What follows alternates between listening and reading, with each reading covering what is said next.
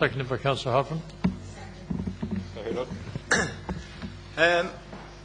Okay, well, this has obviously been on the agenda for quite a period of time, hence this meeting today, obviously. This government had a decision to make.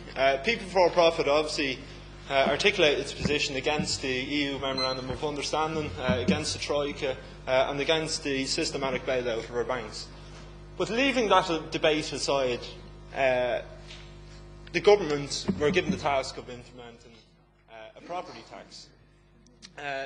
This decision by government to introduce the household tax, as it currently stands, was not complicit by the EU Memorandum of Understanding. They gave quite clear freedom on how to institute such a charge.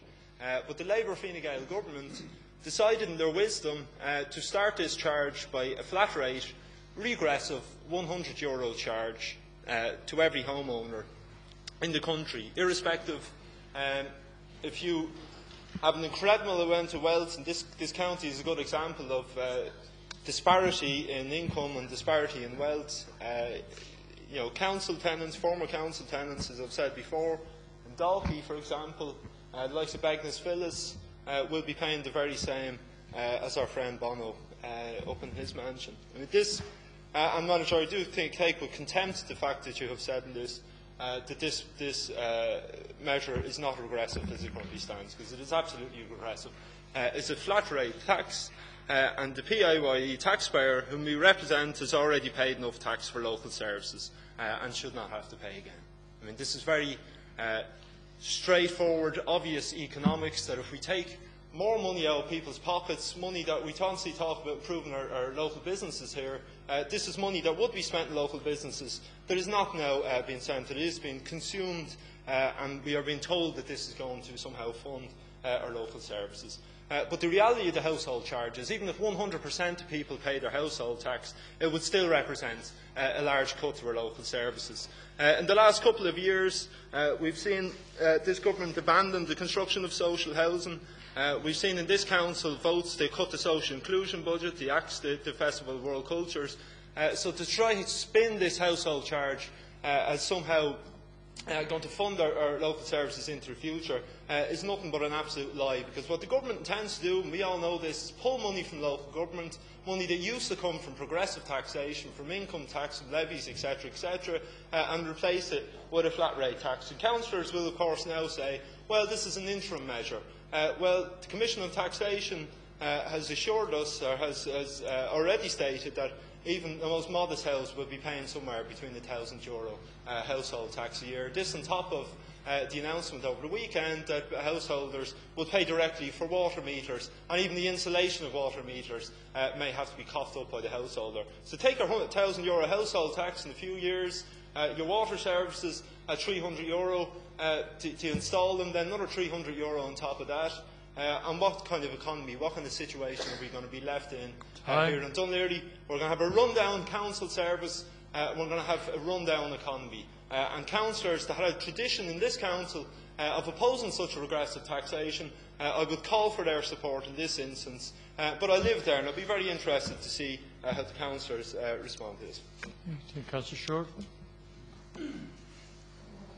Cathaoirleach, I'm really touched by the councillors' concern for local businesses.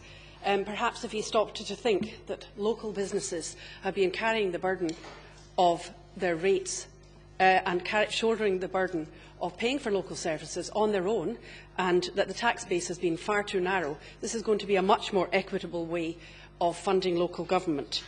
And local businesses, I think, will be glad to feel that they are not going to be shouldering this all on their own.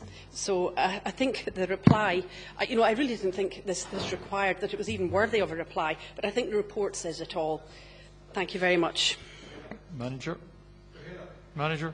I go back to Manager. I gave you time to speak, Manager.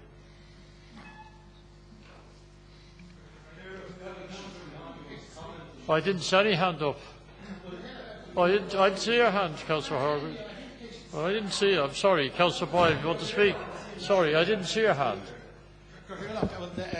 thank you anyway for Stephen's request, but you know, there's enough officials up here, and I've indicated I'm not expecting them to be flaggers for me. But look, I'm speaking, and I thank you for ceding to my request. Look, I think this is an interesting issue. I have no problem paying a tax. I've paid my €100 tax.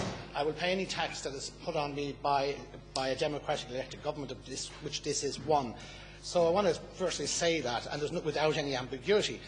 In relation to, but I do have a major problem. This is, and I think in fairness to the government parties accepts, this is not a progressive tax. It's most unfair and unsatisfactory tax. But I acknowledge the current administration accepts that is as a beginning.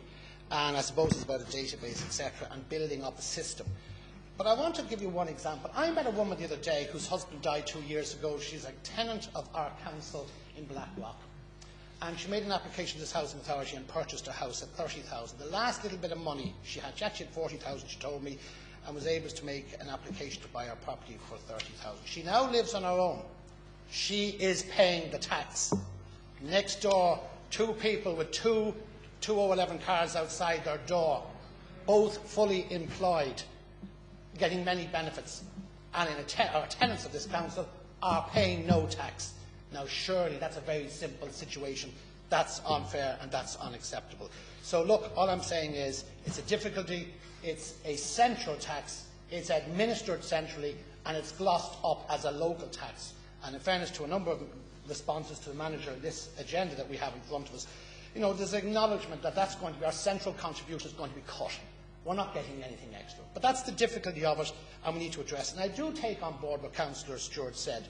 You know, there is the other side of the coin, where ratepayers, business, entrepreneurs, risk-takers are being penalised to fund local government, and that's unacceptable. So somewhere between, we need to spread the burden in an equitable, fair and reasonable way to fund local government. But side by side of that, we also need to be in here challenging the costs and the figures, what it costs to run this local council.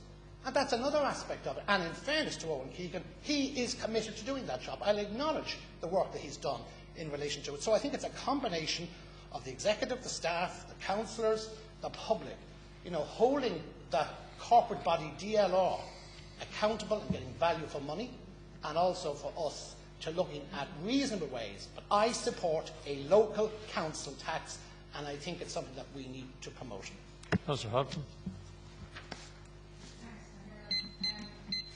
We all acknowledge the problems that our council has with money, and the fact that we can't afford the swimming pools we want, and we can't afford the social housing.